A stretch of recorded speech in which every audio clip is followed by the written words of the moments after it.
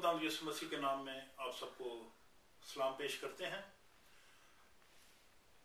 ये 2011 का ये पहला दिन है और आप सबको हम खुदा यीशु मसीह के नाम में बरकत देते हैं और खुदा का शुक्र करते हैं कि उसने ये नया साल हमारी ज़िंदगियों में शुरू किया। मैं अपनी बीवी की तरफ से भी और अपने ख़ानदान की तरफ से भी आपको खुश आमदीद कहता हूँ इस प्रोग्राम में। और आज हमारे पास एक बहुत अहम पैगाम है जो खुदा ने दिया है, जिसका उन्वान है खुदा यीशु मसीह की मरियम से पैदा होने की अहमियत। और सिर्फ मरियम से नहीं बल्कि कुंवारी मरियम से पैदा होने की अहमियत क्या है। अगर हम लूका 1:34 देखें तो वहाँ पे हमें पता चलेगा कि जब खुदा का फरिश्ता मुकद्दसा मरियम के पास आया तो उसने मुकद्दसा मरियम से क्या बातचीत की। स्टेला आपके सामने ये हवाला पढ़ेंगी लूका की अंजील नए अहदनामे में, उसका पहला बाब और उसकी 34 आयत। कुरान के कलाम में इस तरह लिखा है, और वो याकूब के घराने पर अब तक बादशाही करेगा और उसकी बादशाही का आखिर ना होगा। मरियम ने फरिश्ता से कहा, ये क्यों कर होगा जबकि मैं मर्द को नहीं जानती। Thank you very much. आज भी खुदा यीशु मसीह के बारे में लोगों के बहुत सारे तसव्वुरात हैं, ख्यालात हैं। कई लोग उनको बिल्कुल समझ नहीं पाते कि हम उनको खुदा का बेटा क्यों कहते हैं या खुदा के बेटा क्यों कर हो सकता है।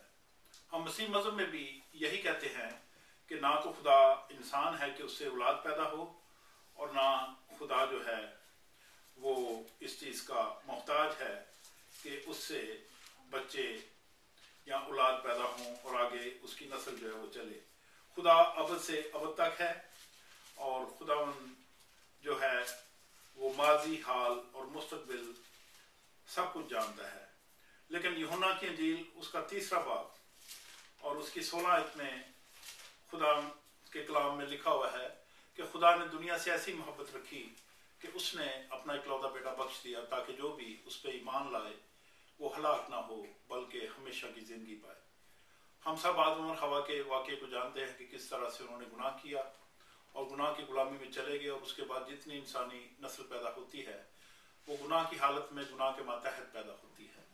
और इस चीज़ की ज़रूरत थी कि पूरी इंसानी नस्ल जो है वो हमेशा की सज़ा में ना चली जाए बल्कि उसको बचाने का कोई इंतज़ाम किया जाए।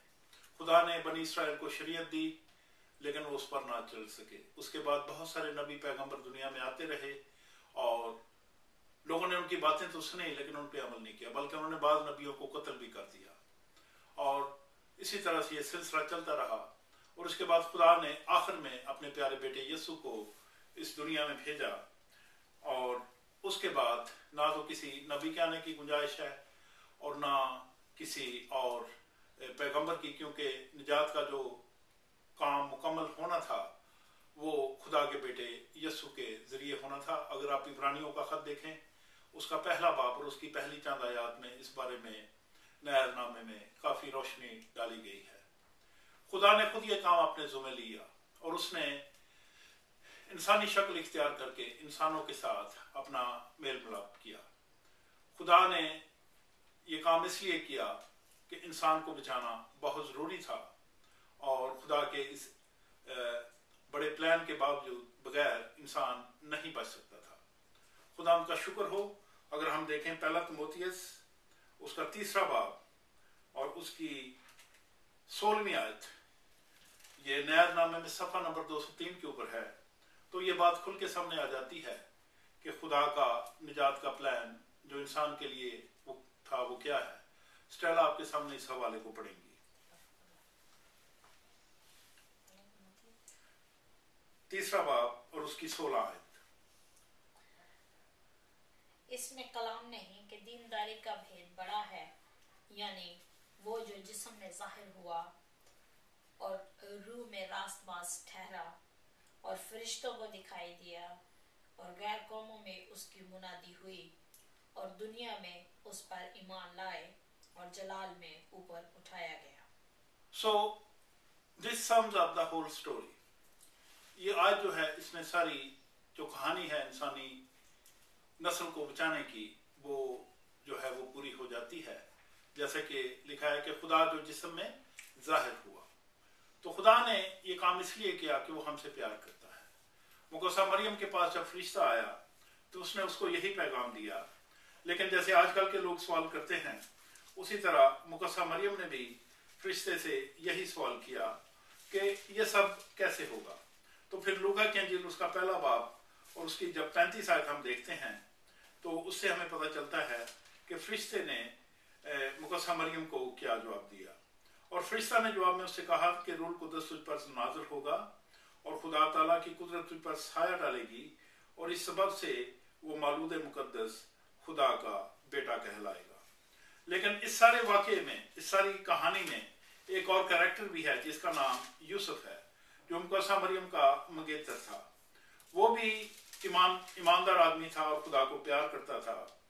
اور اسی وجہ سے جب ہم دیکھتے ہیں متی کی انجیل اس کا پہلا باب اور اس کی 18 آیت سے جب ہم پڑھتے ہیں تو ہمیں پوری کہانی سمجھ میں آ جاتی کہ یوسف کے دل میں بھی بہت سارے سوالات تھے کہ وہ مقدسہ مریم کے ساتھ کیا کرے, کیونکہ اسے اس بات کا پتہ چل گیا تھا کہ وہ حاملہ ہے اور وہ اس کو بدنام نہیں کرنا چاہتا تھا. متی کی انجیل اس کا پہلا باب اور اس کی 18 آیت سے اسٹیلا آپ کے سامنے اس کو پڑھیں گی اور پھر ہم اس کو اور مزید آپ کے آگے بیان کریں گے. اب یوسف سے کی پیدائش اس طرح ہوئی کہ جب اس کی ماں مریم کی منگنی یوسف کے ساتھ ہو گئی تو ان کے اکٹھا ہونے سے پہلے روح القدس کی قدرت سے حاملہ پائی گئی. پس اس کے شوہر یوسف نے جو راست باز تھا اور اسے بدنام کرنا نہیں چاہتا تھا اسے چپکے سے چھوڑ دینے کا ارادہ